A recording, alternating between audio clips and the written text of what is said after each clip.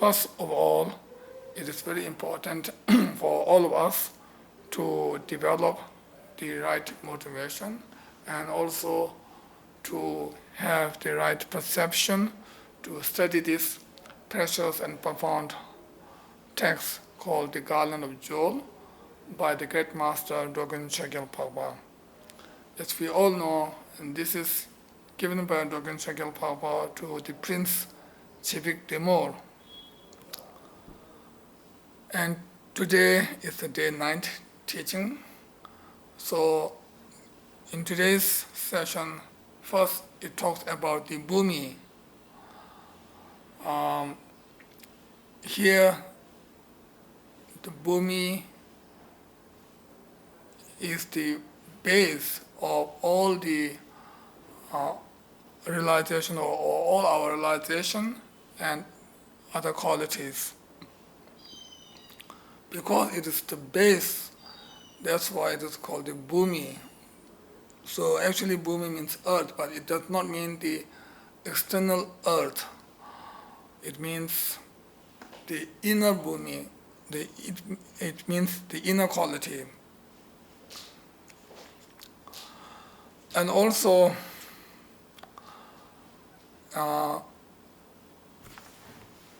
it means it makes the sentient beings, infinite sentient beings, fearlessness, or it helps sentient beings. Or in order to help the sentient beings, we ourselves gain more and more realizations and more qualities. And this is the base of all this, so therefore I think that's why it is called the Bhumi. So I think the literal meaning of the Bhumi is something like this. And now it talks about the specific Bhumis. Actually, there are 10 Bhumi. 10 Bhumi can be combined into two parts, the part of seeing and the part of cultivation or the meditation. So the part of seeing is the first Bhumi, and the part of cultivation has 9 Bhumis from the second to 10th. So these are the 10 Bhumi. And the first Bhumi is called the greatly joyous, or great joy, or greatly joyous. Because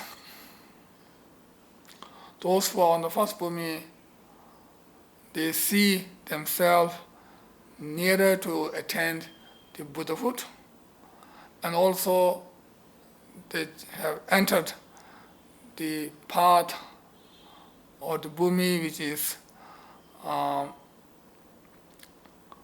uncontaminated, because the moment they gain the first Bhumi is the moment that they have eliminated or eradicated all the obscuration of mental affliction. So they don't have any contaminated thoughts. Contaminated thoughts means thought that is controlled or that is under the obscuration of mental affliction. So this one is uncontaminated because they have already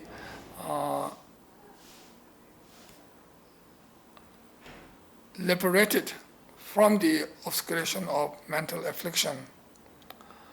And also they have great joy on the perfection of generosity. Actually, all the noble bodhisattvas who are on the 10 Bhumis or who are on the first to 10 Bhumis, all of them have great practice of the perfections, especially those who are on first Bhumi, they emphasize more on the perfection of generosity. So therefore it says, and they have great joy on the perfection of generosity. So therefore this bhumi is called the greatly joyous bhumi. And now the second bhumi is called the stainless. Stainless means those who are on the second bhumi, those noble bodhisattvas who are on the second bhumi, they are free from all the actually they are free from all the obscuration of mental afflictions, but they especially emphasize on the moral conduct, the perfection of moral conduct. So therefore they are secluded from the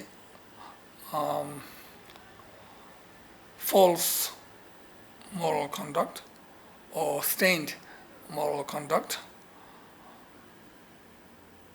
of body, speech, and mind. So they are free from all these stains of body, speech, and mind. So therefore it is called the stainless bhumi. So it means, as I said before, actually all of them, all these noble bodhisattvas, they really practice the great perfections. But on the second bhumi, they emphasize more on second perfection. So that's why they are called the stainless bhumi. The 10 bhumi are matched by the 10 perfections. So in the first bhumi, they emphasize more on the perfection of generosity, and on the second bhumi, they emphasize more on the perfection of moral conduct. And now the third bhumi is called the illuminating. Here the illuminating means those noble bodhisattvas who are on the third bhumi, they really put great effort in hearing the Dhamma. So they have the great light of the teaching of Dhamma, and also they have the great radiation of the perfection of patience. So therefore this bhumi is called the illuminating bhumi. So on the third bhumi, they emphasize more on the perfection of the patience. And then the fourth bhumi is called the radiant, because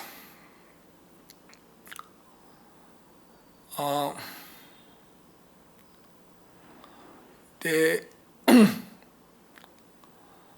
have the fire of Dhamma realization,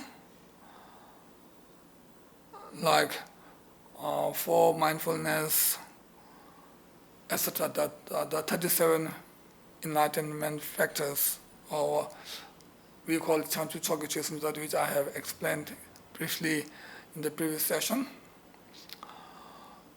So anyway, they have the dharmic realization, the fire of dharmic realization of 37 factors or like that, and due to that it burns the faults of the two obscurations and blazing the fire of the perfection of enthusiasm or the perfection of diligence. So therefore, this bhumi is called the radiant.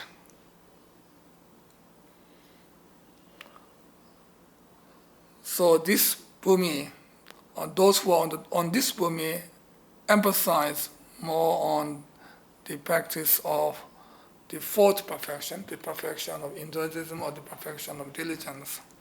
Actually, this perfection means putting effort in the dharma practice with great joy. If one is forced to practice for so many hours a day, etc., then it's not called the perfection of enthusiasm, because to have the perfection of enthusiasm or the diligence, one must have the joy to practice. One must put effort on the practice with great joy. If we don't have the joy, if we are forced to practice, then one does not have this quality. And now the fifth bhumi is called the difficult to master, because those who are on the fifth bhumi,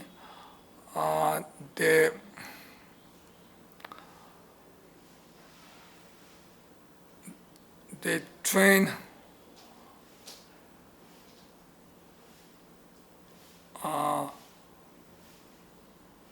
those who are difficult to be trained, and they ripen those sentient beings, and oneself also mainly practice or emphasize on practicing the perfection of the concentration, the fifth perfection. And through this, one trained one's own mind, which is difficult to train or which is difficult to master.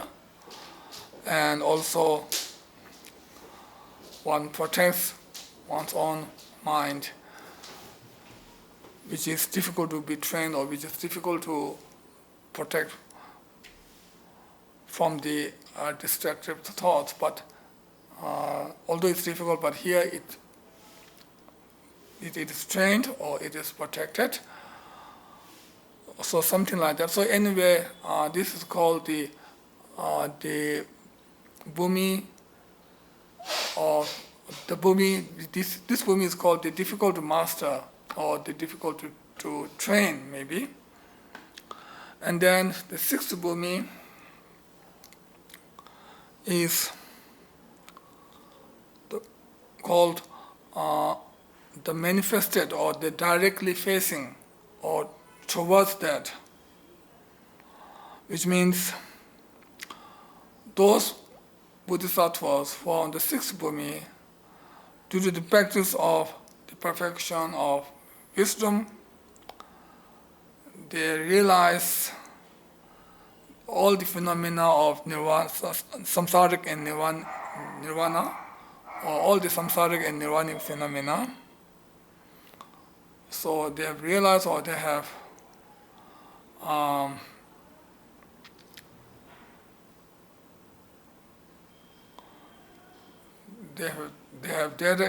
directly faced, or they have realized, or something like that. So that's why it's called the directly facing or the manifested. Anyway, in Tibet we call it Ngundu Chokpa.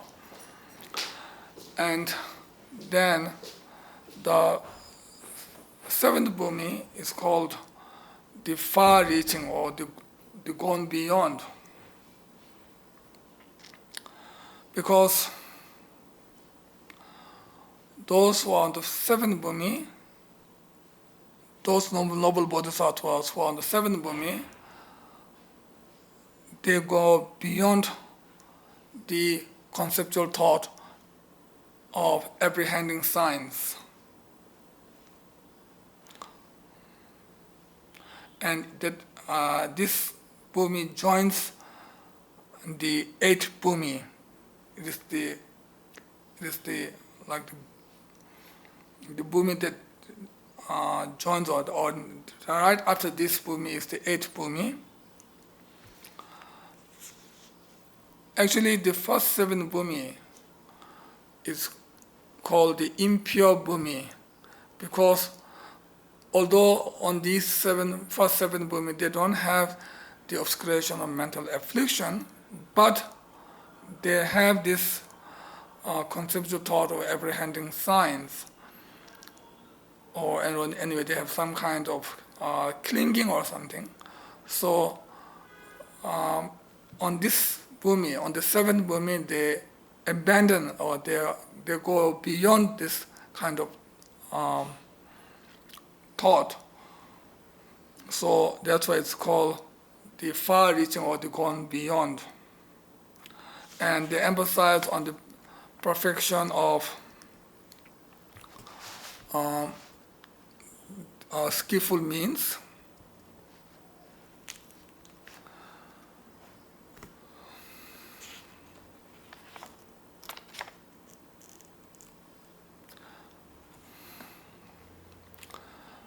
And then the next one is the 8th bhumi, which is called the immovable, which means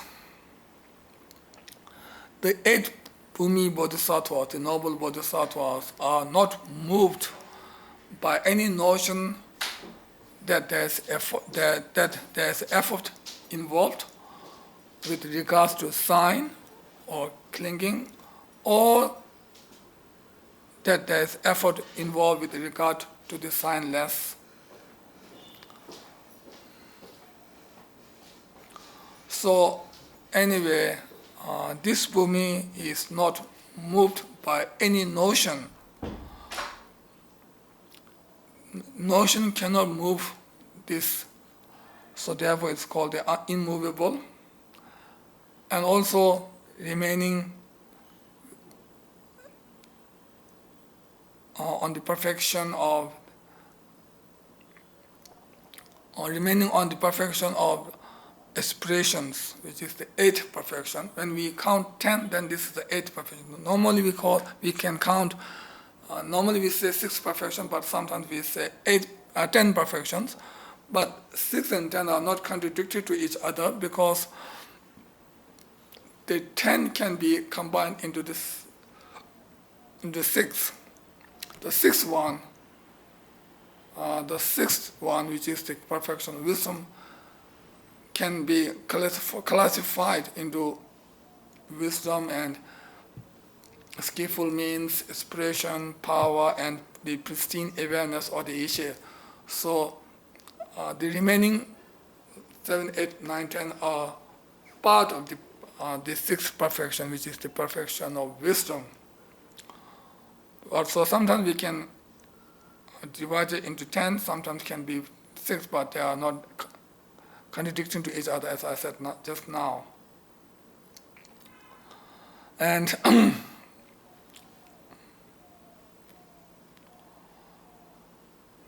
now the 9th bhumi is called the excellent intelligence. Those who are on the 9th bhumi, due to their perfection of power, but due to the perfection of power through the 4 analytical knowledge, they give teachings to the followers. So therefore they are called the excellent intelligence, because the 4 analytical knowledge is also like a part of intelligence, or part of wisdom. So this is called the excellent intelligence, or the excellent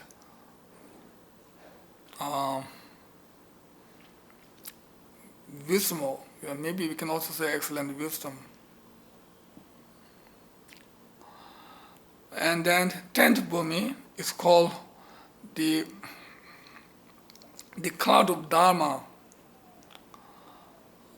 those who are on the 10th bhumi,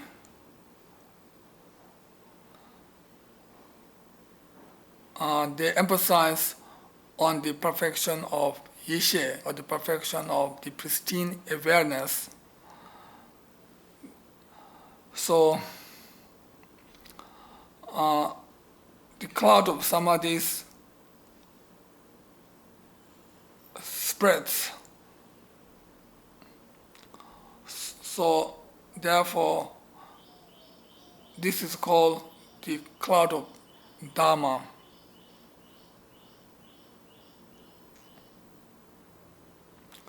Now, the next one is about the result, the ultimate result, or the state of Buddhahood. So to explain this, there are two, the shorter version and the longer version of the Buddha's quality. First, the shorter version. At the end of 10th bhumi, the noble bodhisattva remain in the Vajra-like samadhi, and through this they open the treasure of they open the jewel treasure of ultimate qualities like 10 powers, etc. And through this, they transform from the path of learning to the path of no learning, or they transform from Bodhisattva to Buddha. And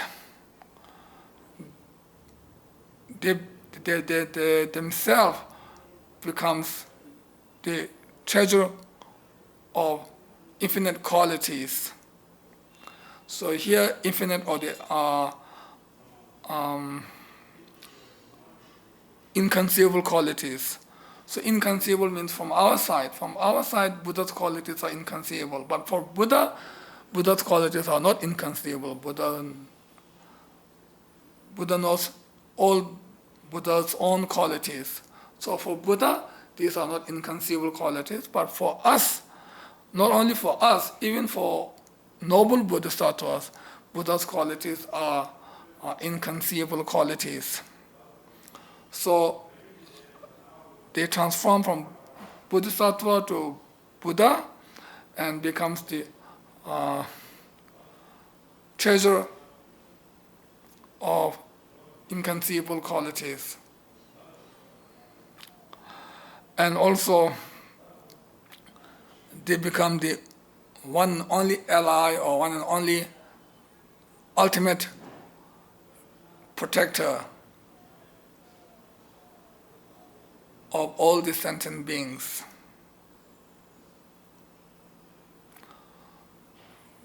And such state is none other than the complete Buddhahood, or the perfect Buddhahood.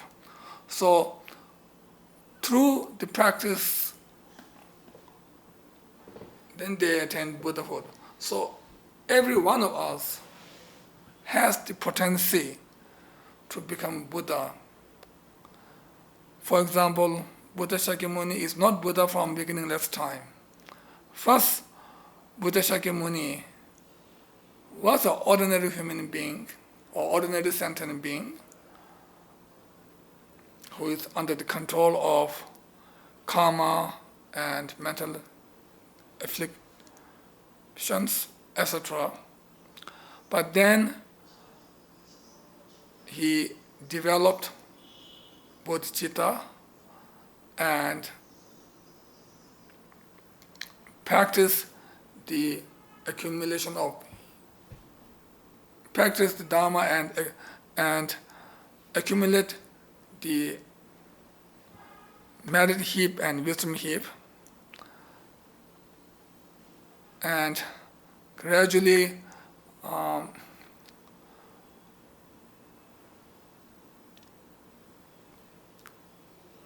going through the first part, second part, the part of accumulation, then part of joining or the part of application, and then reaching the part of seeing, which is also the first bhumi, and then reaching the part of cultivation. And this part has 9 bhumi from 2nd to 10. So gradually going through all these bhumis, and then finally attains the Buddhahood. So we all have this potency. We all have the Buddha nature. We all have the power. So whether we can accomplish this ultimate goal or ultimate Buddhahood or not depend on ourselves. If we practice, then if we practice hard, if we practice properly, then there's no doubt that we will become Buddha. Of course we will become Buddha, or we will attain Buddhahood. So at the moment,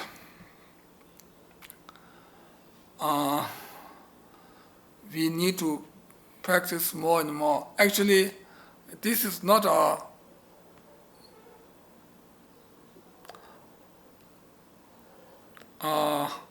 just practice of body and speech. This is mainly from the mind. So we should emphasize more and more on our mind. If we can train our mind, if we can tame our mind, then all the realization will be gained by ourselves. And to tame our mind, we need to practice the fundamental teachings of Lord Buddha. Actually, the Buddha Dharma is a method to train our mind, is to make ourselves a better person.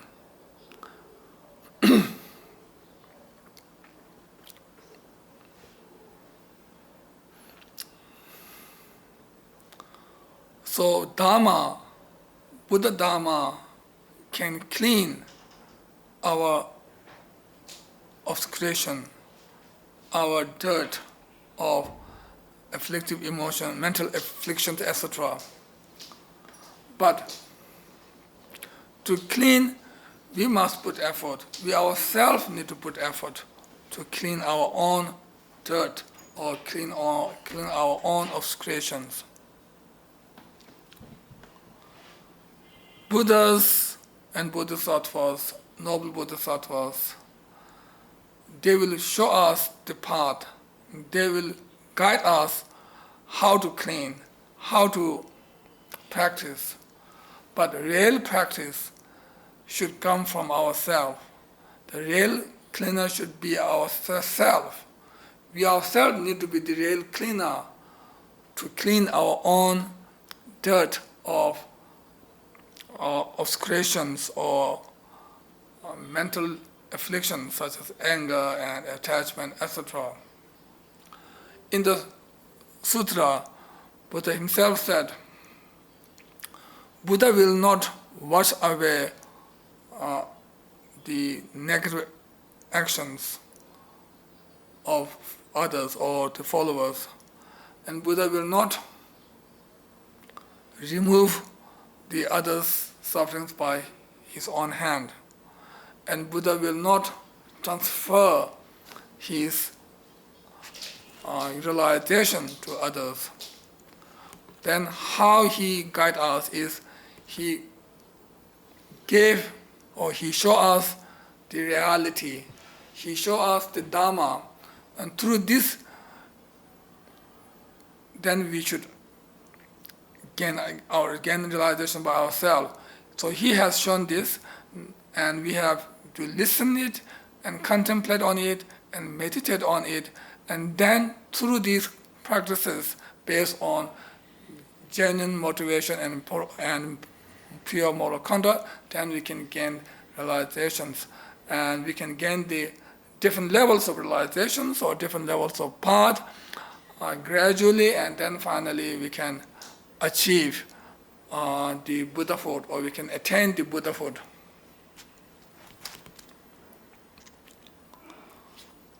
So now, to explain this ultimate state or Buddha state in a more elaborate form, then this has 5 points. The first one is talking about the kayas. Here, the kaya also has 4 points. The first point is Dhammakaya, the second is Sambhogakaya, and third one is their qualities, and fourth one is the Nimanakaya. So first, Dhammakaya, just like when the clouds in the sky disappears from the sky, then we can see the clear sky. We can only see the clear sky. So similarly, through the part of seeing and part of cultivation, we can abandon all the obscurations of knowledge and mental affliction, and then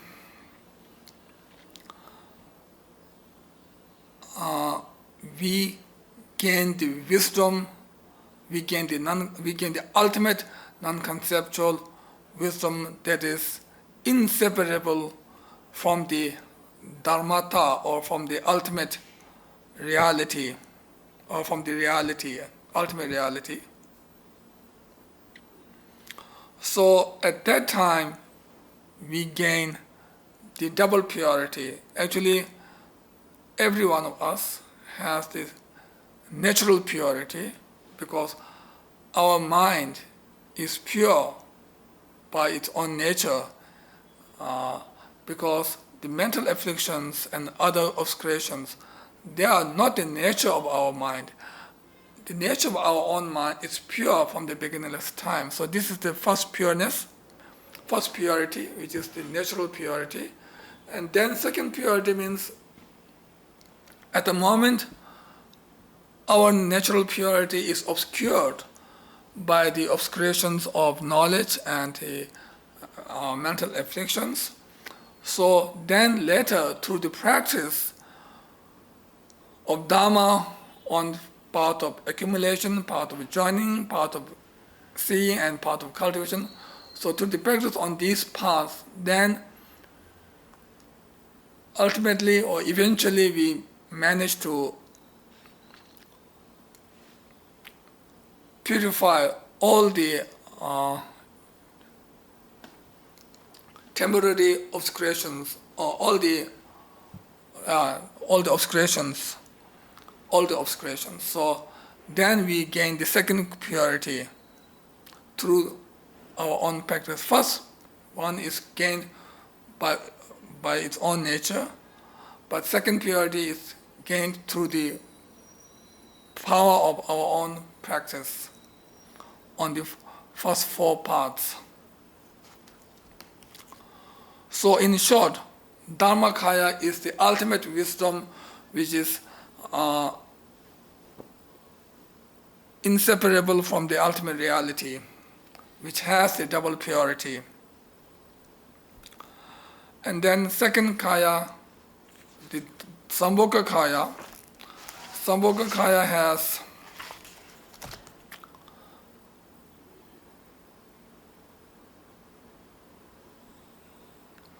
5 certainties.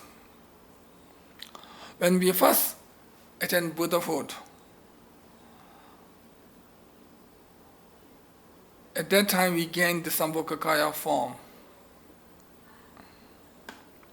So through the power of practicing Dharma for countless eons in the past, then oneself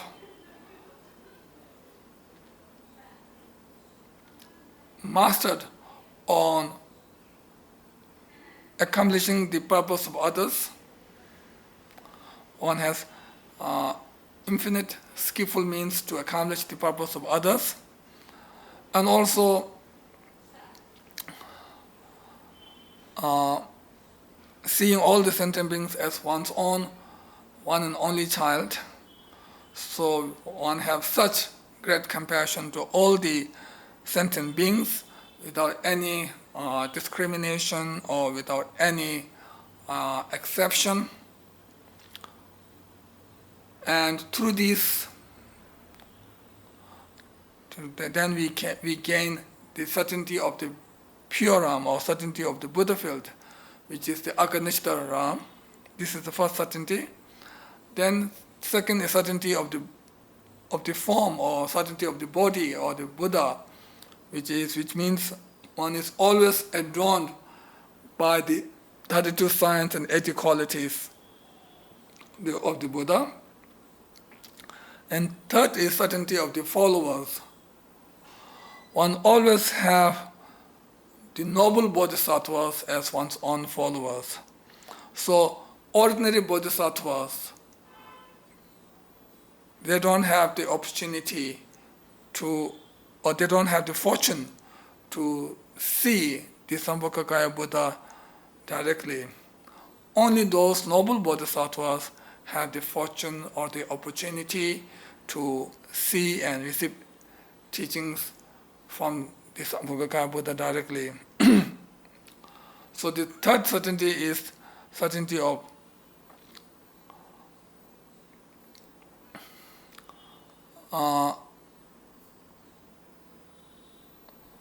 followers, and fourth certainty is Sambhogakaya Buddha. Fourth certainty is certainty of time. The Sambhogakaya Buddha will always remain as Sambhogakaya Buddha. Sambhogakaya Buddha will never ever enter into the Mahaparinirvana. Will always remain and will not enter into the Mahaparinirvana, so always there. So this is the fourth certainty, the certainty of time. And fifth certainty is the certainty of Dharma. The Sambhogakaya Buddha will always give Mahayana teaching, including the Vajrayana teaching.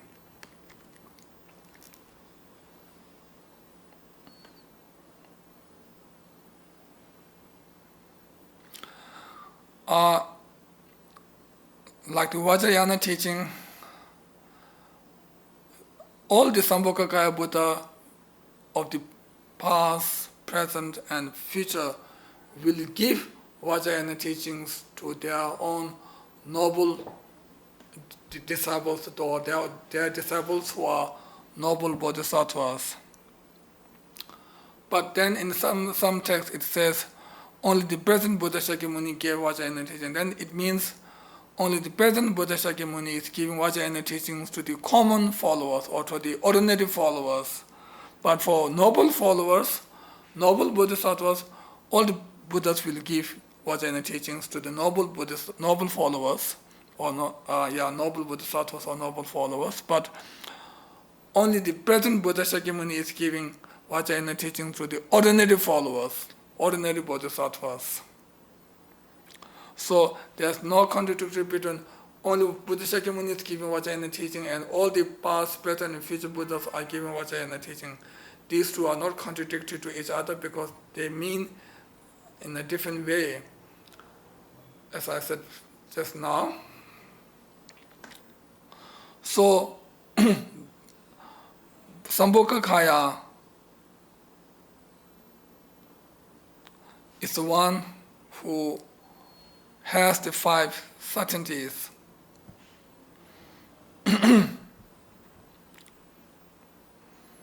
And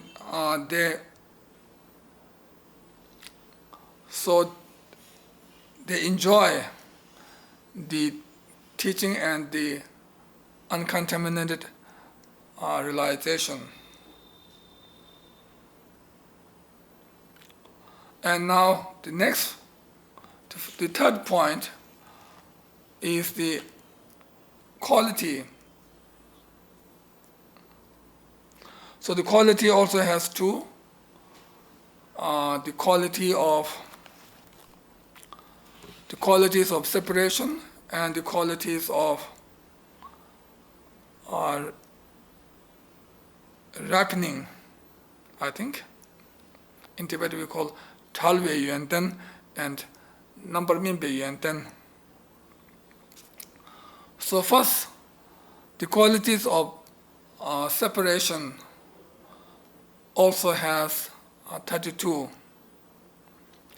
So qualities of separation, why it is called the qualities of separation? Because the Buddha has the ultimate wisdom, so they have eliminated all the obscurations. So due to eliminating all the obscurations, then they gain these 32 qualities. So in other words, these 32 qualities are the result of accumulating the complete wisdom heap. So by eliminating all the obscuration, then they gain these 32 qualities. 32 means the 10 power, and then the 4 of fearlessness, and then the 18 qualities unique to a Buddha. So 10, 4, and 18, if you combine these three numbers together, then it becomes 32. So first, it talks about the 10 powers.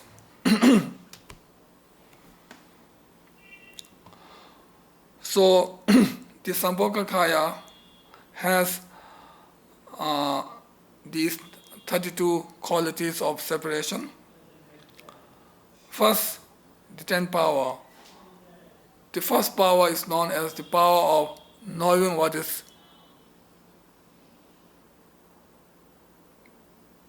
possible and what is not possible. Or maybe there are also some other translation. Actually, in Tibet we call the power of knowing the neta ne mayimba.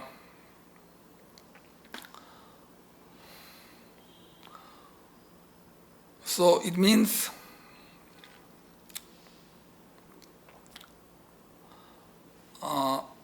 simply it means, in a simple way, then it means by committing non-virtue, one will go to the lower realms and one will not go to the higher realms. So, ne yimba, or what is possible is by doing non-virtues, it is possible to go down in the lower realm, and by doing non-virtuous deed, it is not possible to go to the higher realms. So this is just an example, and just an example. Actually, it has much deeper and more profound meaning on this. And the second is the power of knowing the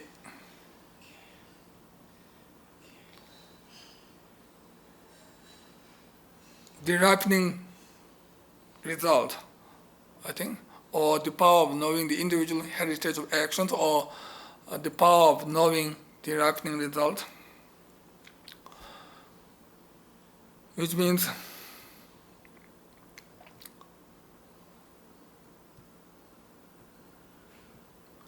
actually Buddha knows not only the growth part of cause and effect, but Buddha knows all the cause and effect, even the most subtle ones. For us, we know that by planting a seed on the fertile ground, then if we look after this properly, then we can see the result. Similarly, we know many other growth, cause and effect, or the law of karma, but we don't know many subtle ones, like why some fruits are red and yellow and green or different colors, and why they are in different shapes and different size and different tastes, etc. We don't know all these meaning in detail. So all these subtle points, all these subtle things is known by Buddha. And not only that, by doing this action, one will have this kind of result. And result can be ripened in this life or in next life or after a few lifetimes or after several lifetimes, etc. All this is known by Buddha. So Buddha knows all the cause and effect, and also Buddha show us this cause and effect. Cause and effect is very important in the Buddha's teaching. All the Buddha's teaching or Buddha's Dharma or our Dharma practice is based on law of karma or is based on karma. And third one, the power of knowing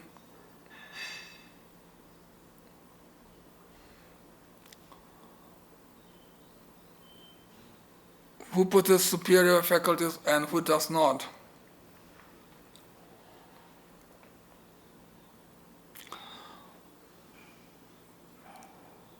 Buddha examines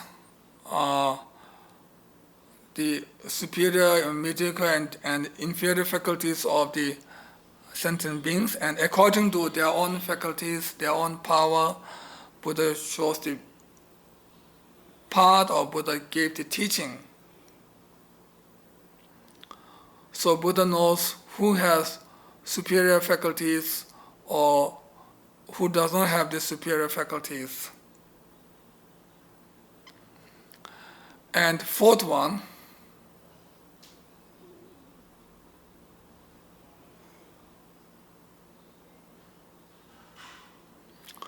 the power of knowing many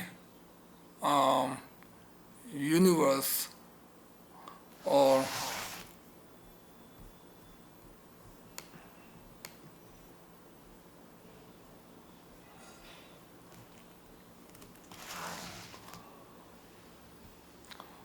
anyway, which means power of knowing various universe and also knowing them in a detailed way, etc.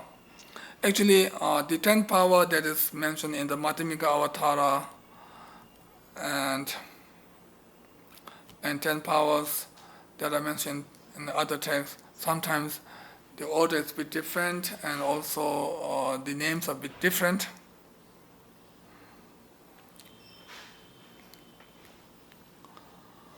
And anyway, the fifth one is the power of knowing the various aspirations. By examining their aspirations, then Buddha shows the path. So it's called the power of knowing various aspirations.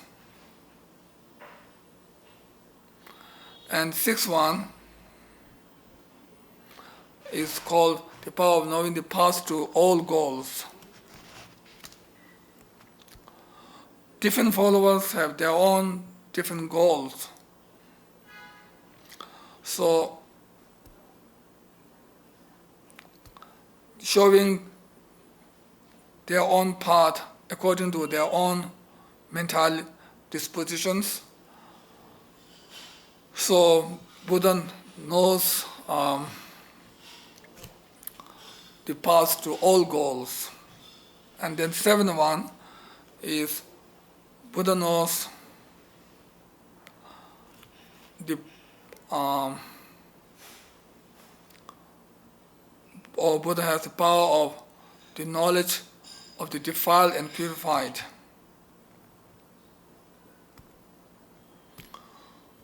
So defiled means like by having mental afflictions or defilement thoughts, then it has their own result. And purified means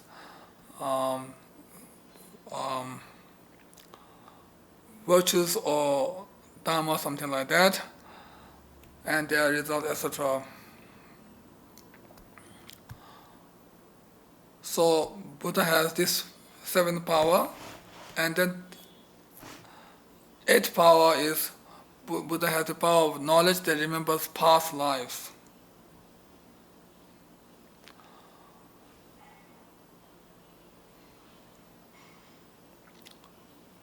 For example, those bodhisattvas who are on the first bhumi, they can know the past 100 lives.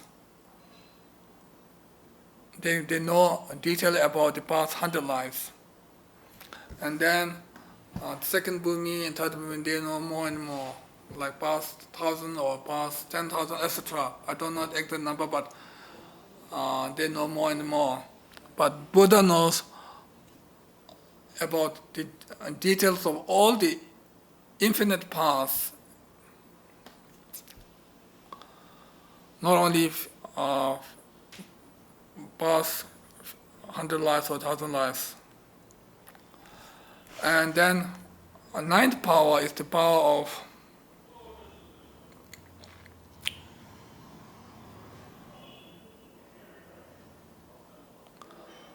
the knowledge of death and birth.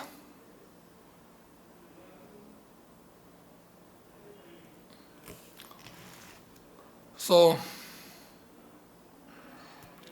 Buddha knows all the details about the death and birth of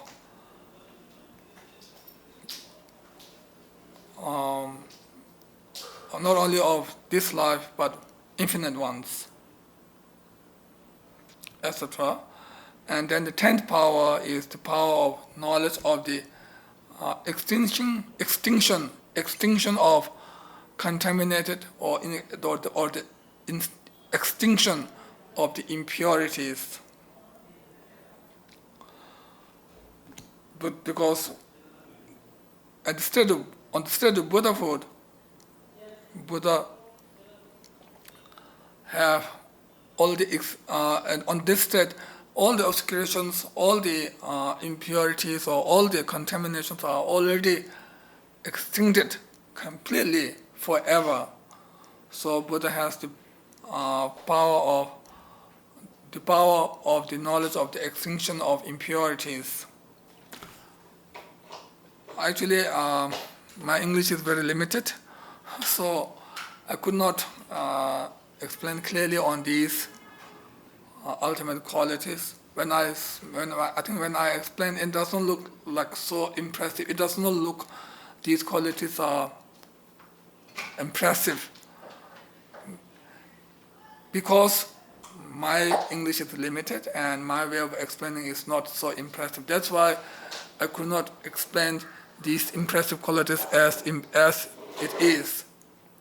When I explain, it doesn't look impressive, but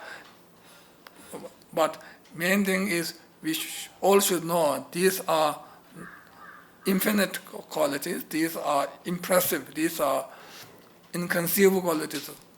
Only Buddha has the 10 power.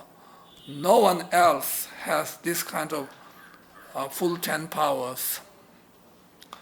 Noble Bodhisattvas can have similar ones, but not the actual 10 powers. Only Buddha has these 10 powers. And then Buddha has the 4 modes of fearlessness.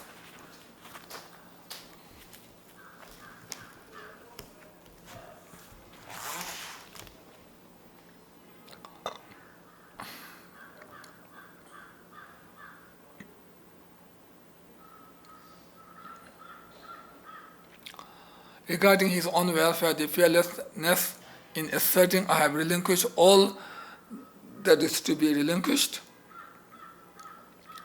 So for this assertion, there's no one can challenge this. No one can argue on this. So Buddha has the fearlessness of this one. And then second, regarding his own welfare, the fearlessness in asserting I possess all the qualities, all the ultimate qualities. So for this also there's no legal challenges, or there's no legal argument. No one can argue on this. And then regarding others' welfare, the fearlessness in asserting these are the part of antidotes.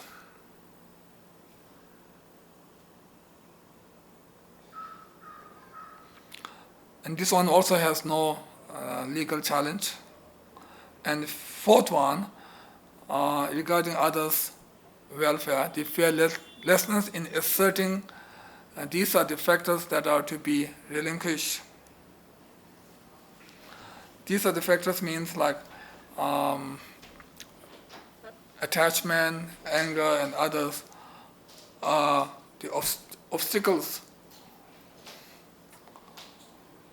So showing this as an obstacle has no challenge, because they really are the obstacles for us to gain liberation and enlightenment state. So anyway, Buddha has these 4 modes of fearlessness. Then the next one is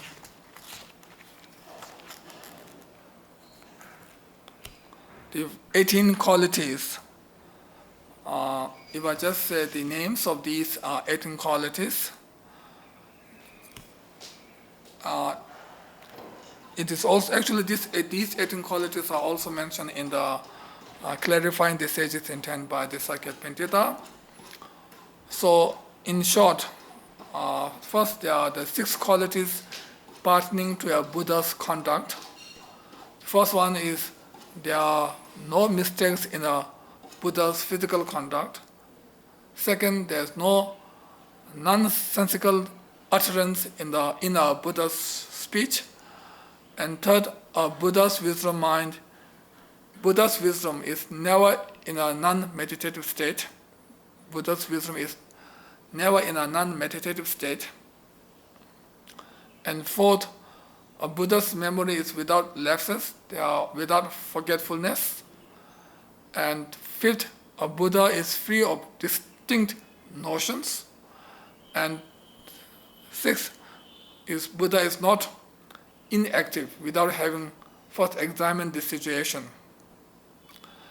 So these are the 6 qualities pertaining to a Buddha's conduct. Now the 6 qualities pertaining to a Buddha's realization. These 6 are Buddha's intention, second, effort, third, mindfulness, fourth, meditative concentration, and fifth, wisdom, and sixth, emancipation or unfolding. So 12, and now the 3 qualities pertaining to a Buddha's pristine awareness. A Buddha's pristine awareness is unobstructed with regard to the three times, past, present, and future. So this, and then the three qualities pertaining to a Buddha's activities means the activities of Buddha's body, speech, and wisdom. So they are the 18 qualities unique to a Buddha. So if you just summarize, the 6 qualities pertaining to a Buddha's conduct, and then 6 qualities pertaining to a Buddha's wisdom or the realization. So 6 are 12, and then the 3 qualities pertaining to a Buddha's pristine awareness, so 15, and then the 3 qualities pertaining to a Buddha's activities, which means Buddha's activities of Buddha's body, speech, and wisdom. So another 3, so it becomes 18. So these are the 18 qualities unique to a Buddha. So in short, there are 32 qualities of separation. Actually, in the 18 unique qualities, 18 qualities unique to a Buddha, in these there are some terms which looks common to us, like intention or effort or mindfulness, meditative concentration, and wisdom, which we all have, which we can have, not the ultimate one, but we can have these, the inferior ones of these. But here, so we should not think that just by hearing these terms, we should not think Buddha's qualities are not impressive. We should not think like this, because although the names or the terms are same, but the quality of these are not the same. The level of these are not same. For example, the level of effort or the mindfulness of Buddha and our are not same at all. There's a big difference. There's a unimaginable differences between our mindfulness and Buddha's mindfulness, etc. So therefore we should think that all these 32 qualities, like the 10 powers, the 4 modes of fearlessness, and the 18 qualities unique to a Buddha, all these 32 are the ultimate qualities, all are inconceivable qualities or impressive qualities of Buddha. And Buddha has these qualities because Buddha has the ultimate wisdom, and because of that Buddha has eliminated all the obscurations, and due to eliminating all the obscurations through the wisdom through the accumulation of perfection of wisdom heap, then Buddha has these 32 qualities of separation. So with this, I will conclude my today's short teaching. And at the end, we should always dedicate all our merits to attain Buddhahood for the sake of all the sentient beings. And especially, as I always say, we should dedicate all our merits for our gurus, root gurus, long life, good health, and time the will of Dharma, far and wide always. Thank you.